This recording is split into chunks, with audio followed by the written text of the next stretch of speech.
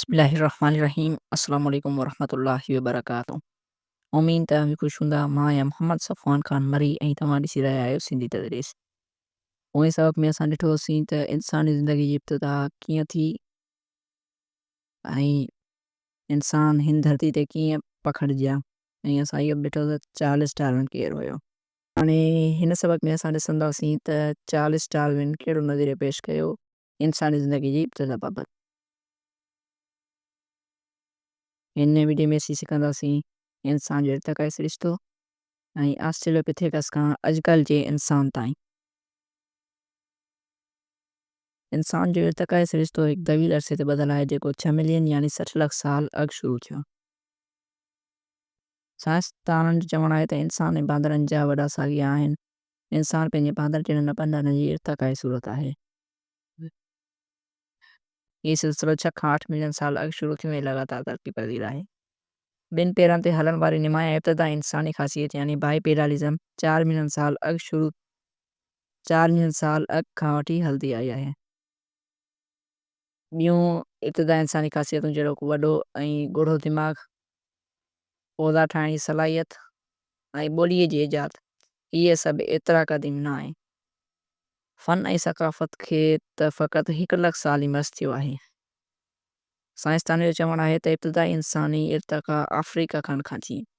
उन खां पोइ इंसाननि जा उहे वॾा एशिया पहुता 2 खां 1.8 मिलियन साल अॻु यानी 20 खां 18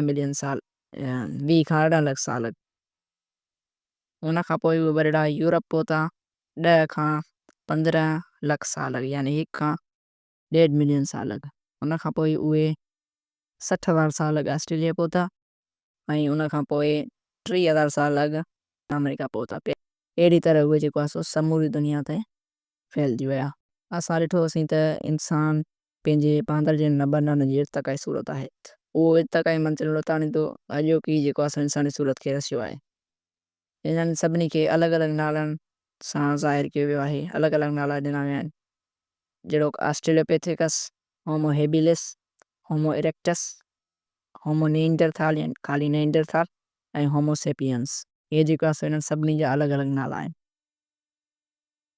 उन खां पोइ ऑस्ट्रेलोपिथेकस जेके ॾाखिणा बांदर हुआ इहे जेको आहे 1 खां 5 मिलियन साल अॻु रहंदा हुआ।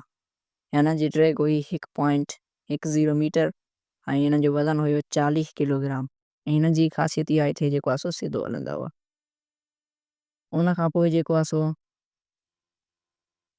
होमो हेबिलिस दस्ती इंसान, इहे जेको आहे 1.6 खां 2.2 मिलियन साल अॻु यानी 16 खां 22 लख साल अॻु रहंदा हुआ।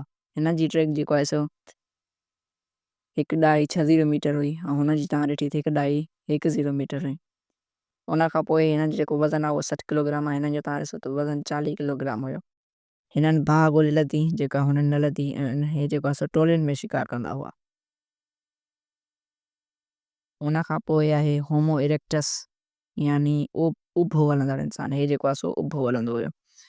0.4 खां 2 मिलियन साल अॻु रहंदा हुआ ऐं हिननि जी ड्रैग जेको आहे 1.59 मीटर हिननि खां यानी थोरी घटि ऐं वज़न जेको आहे 50 किलोग्राम ऐं हे जेको आहे इब्तिदाई औज़ार या शयूं वग़ैरह इस्तेमालु कंदा हुआ ऐं ॻाल्हाईंदा हुआ। उन खां पोइ होमो नेंडरथाल यानी आगाटो सियाणो इंसान जेको आहे 2 खां 3 लख साल अॻु रहंदो हो। हिन जी जेका ड्रैग हुई उहा 1.65 मीटर हिन जो वज़न जेको आहे 80 किलोग्राम हुयो। हे पहिरियां दफ़नाईंदड़ हुया यानी हिननि दफ़नाइणु शुरू कयो ऐं इहे ख़ासि औज़ार वापराईंदड़ हुआ यानी जे ख़ासि औज़ार हूंदा उहे इस्तेमालु कंदा हुआ। उन खां पोइ होमो सेपियंस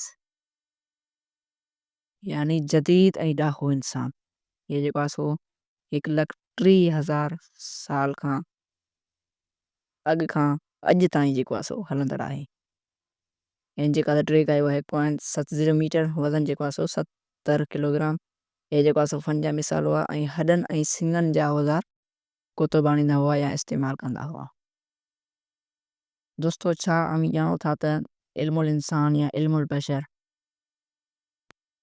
माज़ी ऐं हाल जे इंसाननि जो अभ्यास आहे उनखे असां एंथ्रोपोलॉजी या इल्मुल इंसान या इल्मुल बशर चवंदा आहियूं ऐं उहे इंसान जेके माज़ी ऐं हाल जे इंसाननि यानी हिन जो जेको आहे सो अभ्यास कंदा आहिनि उनखे माहिर इल्मुल इंसान या एंथ्रोपोलॉजिस्ट चइबो आहे।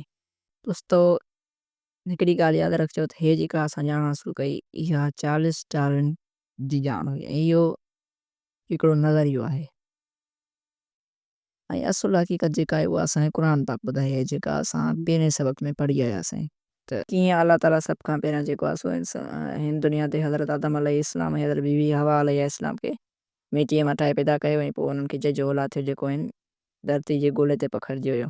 इहा हक़ीक़त आहे ऐं हे जेको आहे सो चार्ल्स डार्विन वारो फ़क़ति नज़रियो आहे। इहा ॻाल्हि हमेशह यादि रखी छॾिजो। इन ते असां पंहिंजे सबक़ जी पुॼाणी कयूं था। मिलंदासीं हिकु नए सबक़ में। ख़ुदा हाफ़िज़।